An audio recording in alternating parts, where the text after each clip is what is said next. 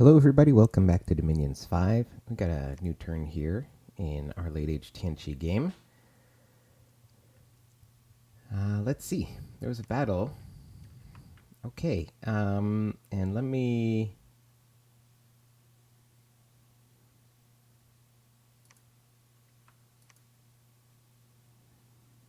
Oh, critically damaged. That's too bad. I thought we would get this turn. So that's really unfortunate. So this is interesting because if you remember in the last episode, we were. Oh, interesting. Here's Satis.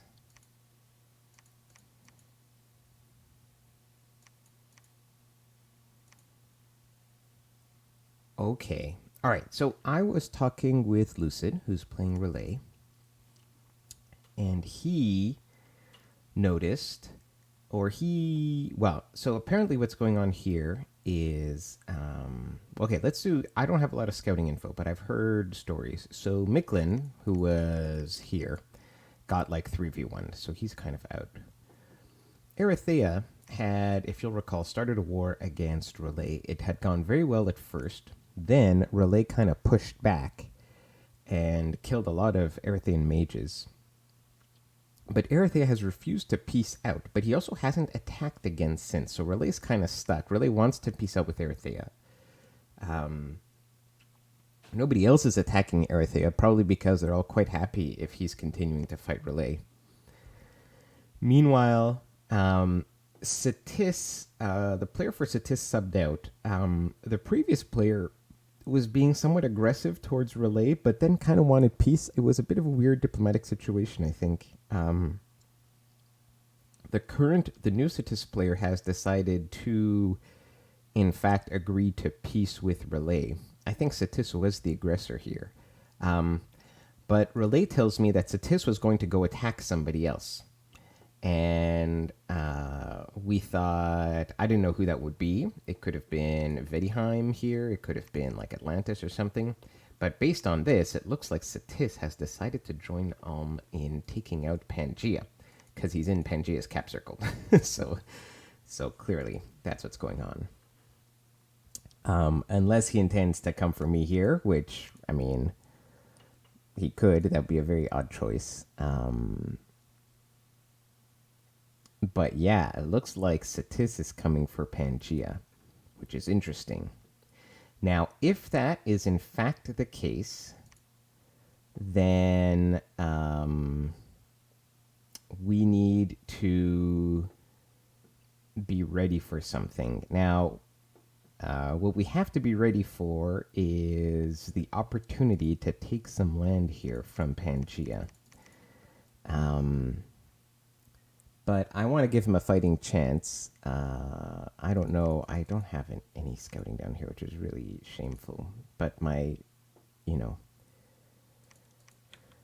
didn't have much gold here to spare on scouts. But this turn, actually, I can finally spare a bit of gold. So maybe we'll do that. To get an idea, because I'm not going to end my nap with I'm not going to break my nap with Pangea. But if he's like dying, then I might say, hey, I'm going to come and take your stuff before the others take it, and he might let me do that. Another thing we have to worry about is Atlantis is building up a lot of troops here on our border. Now, we have a nap, so I don't think he's going to just suddenly break his nap and attack me. But that's something we have to be aware of. Something that might come for us. Yeah, this is interesting, this Satis move here.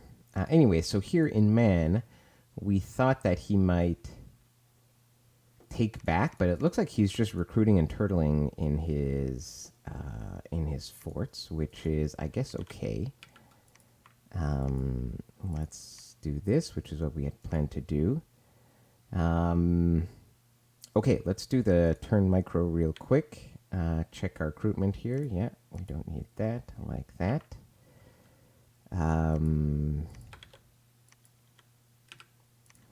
You know what I'm thinking now is maybe we need to garrison a few troops down here.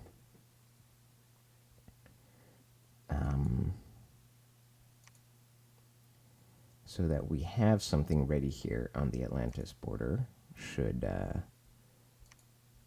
conflict suddenly rear its head. I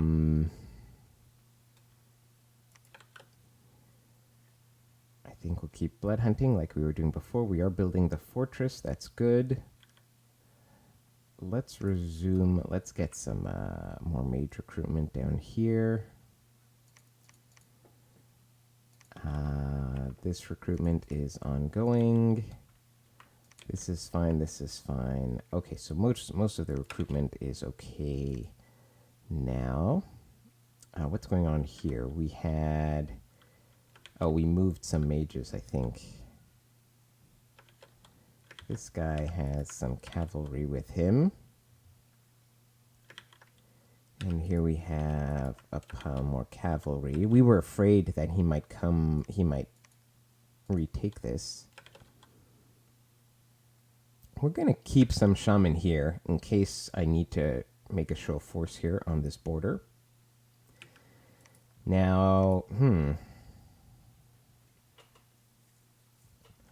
what do I do with these guys? For some reason, we have 16 defense here. We must have gotten an event that I didn't quite catch. All right.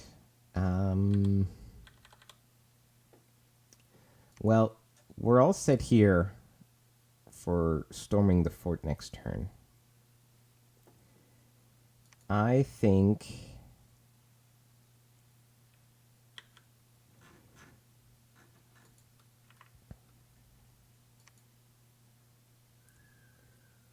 All right, I'm going to do two things. I'm going to check on Diplo with Pangea and see how he's doing. Sometimes players know they're losing and they're willing to kind of get out of their naps. So if that's the case, then I would like to grab some of this stuff if I can. Now, these forts here aren't worth much because they were Lemurian forts, but, you know, if I can get a couple of extra provinces, it's more gems. So that's always worth something. So I'll definitely consider that. The other thing I want to do is I want to maybe talk to Atlantis and see what his plans are, because it sounds... I mean, I don't know. He had a big army here. Maybe he's just parking part of his army here, right? He might be just teching and researching. But Atlantis might be... Well, Atlantis knows, no doubt, that I'm fighting man. So this is on the other side of my empire. It would be tricky for me to push in here. To defend this if he pushed in. Plus, he can, you know, raid from underwater. It's annoying. That being said, in the long run, I mean, once I get my undead summoning stuff going, I can definitely raid underwater and even get enough siege chaff. Now, I'm not going to win any big underwater wars. He'll have, like, infinite water elementals. Now, as a matchup, Atlantis is a very strong nation in late age. They have magic weapons, so it makes my ghosts not as good. It also makes Fog Warriors not as good, although Fog Warriors is still like a one free hit. The ghosts are ethereal. It's a big part of their appeal. But, you know, because he's using green lines too, which are very good. They do acid damage. But these guys all have magic weapons, so the ghosts are not going to be incredibly useful. He has air access because his big cat mages have air random paths. So I would expect that he could do arrow fend, although it's a bit tricky. He has like air 1 access, if I remember correctly. Hang on, let's take a look here. Well, if he's very lucky, he can get air 2. So actually, it's not a given that he can do arrow fend very easily, because arrow fend is air 3 to cast. Um, so that could be tricky. Um, but importantly, but the guys just have a ton of protection. Now we have heat scales, so that's and good dominion, so that helps us a lot. If he wants to push into us, he's going to be fighting in heat 3. So his guys are going to be much weaker. The other good thing is that the high protection is mitigated a lot. Like the reason I chose death weapons is because it's magic armor negating damage. So kind of no matter what, we're going to do damage with our sacreds. Now, if we're not using our sacreds,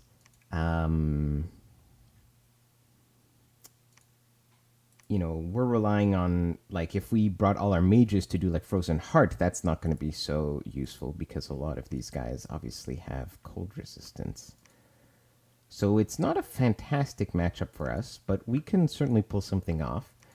Both of us can do Wailing Winds, and I expect both of us to do it. So morale is going to be an issue here. I think it would be a pretty nasty fight. Now, the geography here isn't great for me because in order for me to push into him, I have to, like, I don't know, I can get a bit of land provinces and then keep going. It feels bad. I do not want to give up this throne because it gives us nature gems and also it gives us growth, and we had growth 2, so that's a very good skill for us. Would I be willing to make concessions to him to have peace? Potentially. I would consider, I would actually be willing to give him this super valuable Plains province here for peace. Because the truth is, if he declares war, then we have to bring back a lot of our forces. We have to split our army. It's going to slow down by a great amount, the speed at which I'm able to finish up my conquest of Man. And these are all very valuable provinces, right? Now, they don't look valuable because they're under siege and everything, but they're actually because there's a great silver mine here. So, like, Man's territory here and getting the capital is very valuable. So, if I'm fighting a full-on war from a full-strength Atlantis, if that means I can't finish off Man and take his capital, then I've lost more than I would have lost just giving away this province. And the other thing is giving away this province, like I might tempt him to go after Erythea instead. Now, that's both good and bad. It's bad because now I'm completely surrounded on this side by Atlantis, who'll be entrenched in lakes. This would be like very nasty to deal with in the long run. However, it also pretty much insulates me from Relay on this side. Now, I'd still be bordering Relay on this side, but still, I would take that because then Atlantis would actually be in a legitimately good position to take on Relay, and he might be tempted to do that to take them out.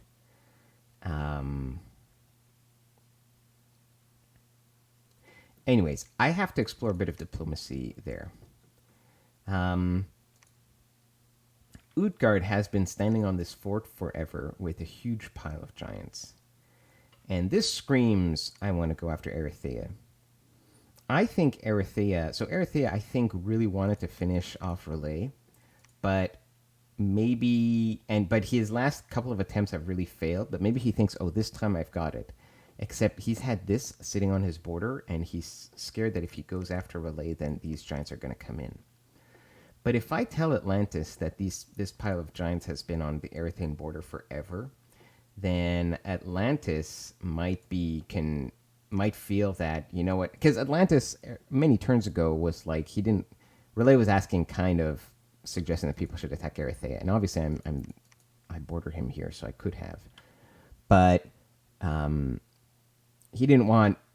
Atlantis didn't want me to attack Erythea because he wanted Erythea to keep fighting Relay, so I understand that. But maybe now is the time to acknowledge that, hey, Erythea is not really a major contender in the game anymore. He's failed in his attacks on Relay, so, it's time to put him out of his misery. I don't know. I don't have good information to back that assessment up, I'm saying that could be a pitch that we make to Atlantis. So anyway, we'll have to consider that. I think in terms of our war with man, there's nothing much more to say here. I am going to let's just keep this guy here, so that we can deploy our sacreds as we recruit them. Let's.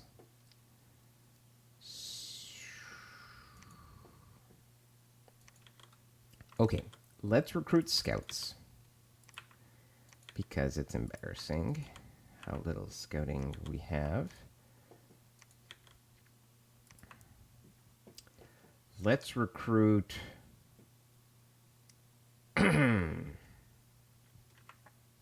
Oh, here we can only how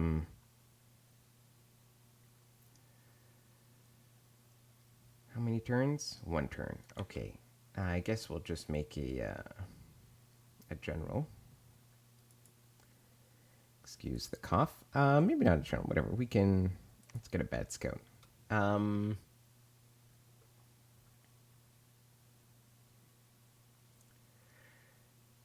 Yeah. Let's just recruit some cavalry here.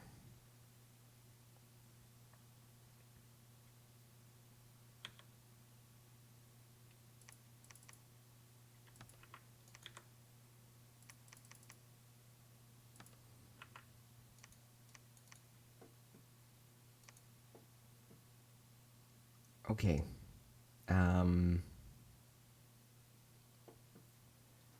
So that'll be it pending any diplomacy changes.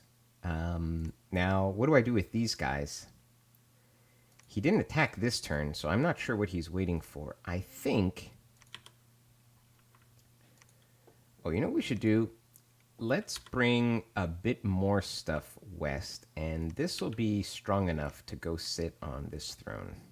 This fort here, despite the mages. So let's do that. We have a commander here. These guys are blessing. What would we need in terms of mage support to take on, like, a few air elementals, possibly, right? We could take a guy who's twice born. Mass protection is not really the issue.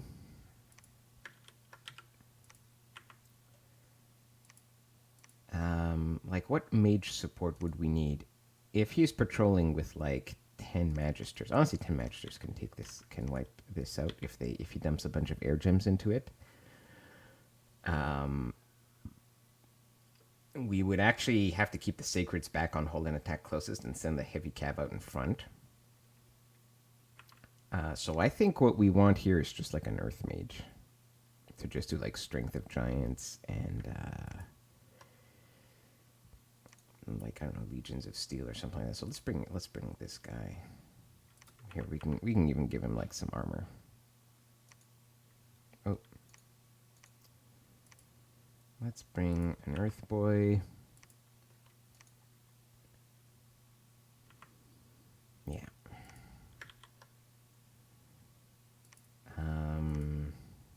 Something like this. Okay, let's just fix the position here in case we end up in a weird battle that we weren't expecting. Alright, let's do like a... nope, not guard commander. Shit, hold attack rear, hold attack closest. But now we gotta go get these guys.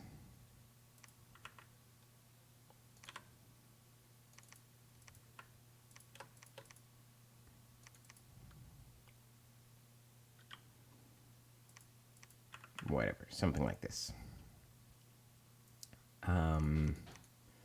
Yeah, let's go lock down this fort. And then we're gonna finally finish our work here. I bet you we're at like 1 or 2 siege strength. That's really unfortunate. Do I need any gems here?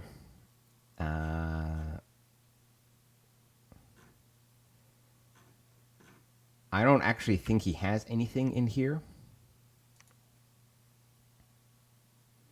So I think I'm okay. famous last words. He might have a ton of stuff, but no, I think we're good. Okay, I think that's going to be it for this turn. Might be some Diplo updates next turn, so we'll see about that. And I'll talk to you guys later. Take care.